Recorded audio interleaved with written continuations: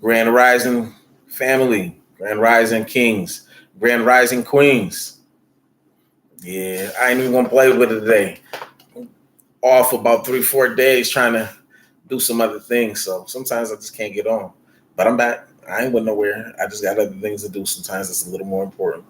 Where I gotta black out the day and focus solely on that. That don't always happen, but when it does, it does. But let's hop right into where we left off. Once considered fringe thinkers, Cato's intellectuals exert tremendous influence throughout the capital. For 15 years, a foundation of ideas, books, policy statements, op-ed pieces, and media broadcasts, Cato is now perceived as having significantly influenced the retrogressive politics which characterized the new Republican Congress of 1994. It is currently engaged in developing a handbook which seeks to show Congress what the future government should be like. It is also in the process of advocating the abolishment of the federal domestic departments and giving their powers back to the states. I guess that was in the Wall Street Journal, December 14th, 1994. Cato works closely with Newt Gingrich, the Speaker of the House, on term limitation issues. 2 of its staff members went on leave. Okay, pardon me, let me repeat that. Cato works closely with Newt Gingrich, the Speaker of the House, on term limitation issues. 2 of its staff members went on leave work with Dick Armey, the House Majority Leader, and the Joint Economic Committee. I might not be saying it right. It might be Armey. I don't know. Armey. Army, that's how I'm going to say it, supports Cato's free market ideas about the economy. Representatives Tom DeLay, the House Majority Whip, and Henry Hyde, head of the House Judiciary Committee, have a close relationship with Cato. Isn't it really funny how they refer to themselves as the head, the whip, and, what was it? The Speaker of the House, the whip, or Majority Whip, and head of House. Okay.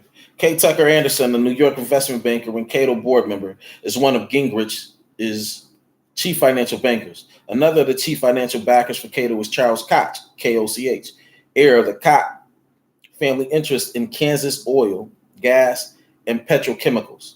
Cato has also won broad financial backing among conservatives as a result of attacking the Bush administration's moderate Republican stance. The Koch family, which now contributes about 20% of Cato's $5 million annual budget, has been joined by new donors including Coca-Cola, Citibank, Shell Oil, Philip Morris, and Toyota.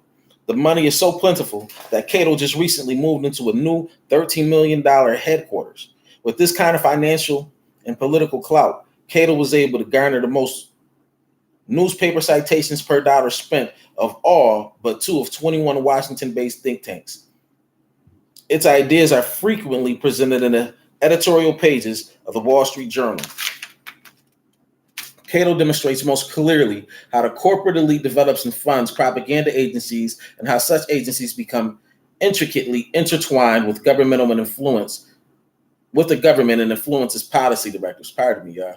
Our discussion of think tanks would assume book length proportions if we merely very briefly describe the dozens of such organizations not mentioned above. Important organizations like the RAND Corporation, the Urban Institute, the National Bureau of Economic Research, Resources for the Future, and Centers for the International Studies at MIT, Harvard, and Georgetown are certainly worthy of further study.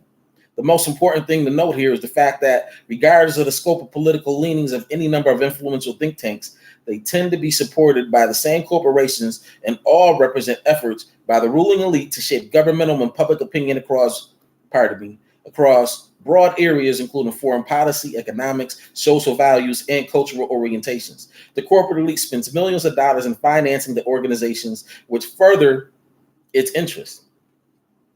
By providing legal help, free advertising space to newspapers and magazines, and a variety of free services for organizations in the Policy Planning Network, and by serving as the directors and trustees of these organizations. By these means, the corporate elite seeks to determine the general direction of such organizations, as well as to select the personnel who will manage their operations. Efforts by the ruling elite to shape opinion in vital social areas are extensive. The work of the Joint Council on Economic Education illustrates these efforts skillfully. Receiving much of its initial funding from the Ford Foundation at its founding in 1949 and receiving the bulk of its current funding from corporations and corporate foundations, this organization seeks ostensibly, let's look that word up tomorrow, ostensibly, where did I find that word? Ostensibly, to enhance general economic literacy. It seeks to determine the parameters of the field of economic education through its promulgation of a variety of programs designed to influence the teaching of economics. The extensive efforts of the Joint Council on Economic Education to influence the nature of economic education in America may be gleaned from the following statements by Domhoff. It's so small, I got to bring it closer, or try to anyway.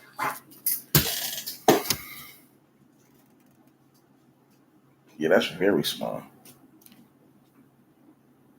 At the most obvious level, it publishes books, pamphlets, movies, and teaching aids, and provides school systems with curriculum guides and the literature and films of affiliated corporations. Equally important, it seeks to change the views of teachers through council-sponsored classes and workshops. These efforts began in the 1940s and early 1950s, with in-service mini-courses and summer workshops. The program expanded to the point where in 1974, for example, 17,000 teachers participated in the in-service workshops, and 2,500 took part in 84 summer workshops. Graduates of the early workshops provided the Joint Council with the basis for local and regional councils designed to give support to economic education in the schools. However, the real backbone of the Joint Council strategy is its program in the 122 council-affiliated centers for economic education at colleges and universities in 48 states. By the late 1970s, over 3/4 of the teacher training programs in the country require social studies teachers to take an economics course, and the percentage of elementary teachers taking economics courses for teachers had risen from 13% to over 1/3. The program of the Joint Council, that's interesting that they taught them economics, but they're not requiring them to teach us economics. It's not actually funny. This is the way it's designed. That's why we're talking about the policy. Because if you don't teach people how to fish, you'll always have to feed them the fish. You heard that here first. Omnipotent, the reader cipher. Okay, let's get back. Let me stop playing. The program of the Joint Council then begins in corporate boardrooms and foundation offices, flows through affiliated councils and university centers, and ends up in teacher training programs and public school curricula. In that regard, it is an ideal example of the several steps in organizations that are usually involved in attempts to shape public opinion on any domestic issue. However, the level of economic illiteracy, according to polls taken for the corporations, remained as high in the 1970s as it was in the 1940s. And right now, it's probably just about the same, to be honest. And I could be wrong because there's more access to information, more readily available, right? And there's a larger volume of information available. Referring to the role an organization such as the Joint Council plays as a part of corporate-sponsored elite and finance ideology network, Domhoff contends that their most important role may involve the network's ability to help ensure that an alternative view does not consolidate to replace the resigned acquiescence and lack of interest in policy issues that are found by pollsters and survey researchers to permeate the political and economic consciousness of Americans at the lower levels of the socioeconomic ladder. That's crazy. Leading think tanks is next. 1, 2. I want to keep reading because it's been a minute, but I don't want to bore you. So what I'm going to do is I'm going to read this next part as a part, and I'm going to shut that down. Then I'm going to read the next part as a part, and shut that down. I'm not going to do it now. So I hope your today is great. May your tomorrow be greater. Race first at all times, and at all times. Race first. Hotep family.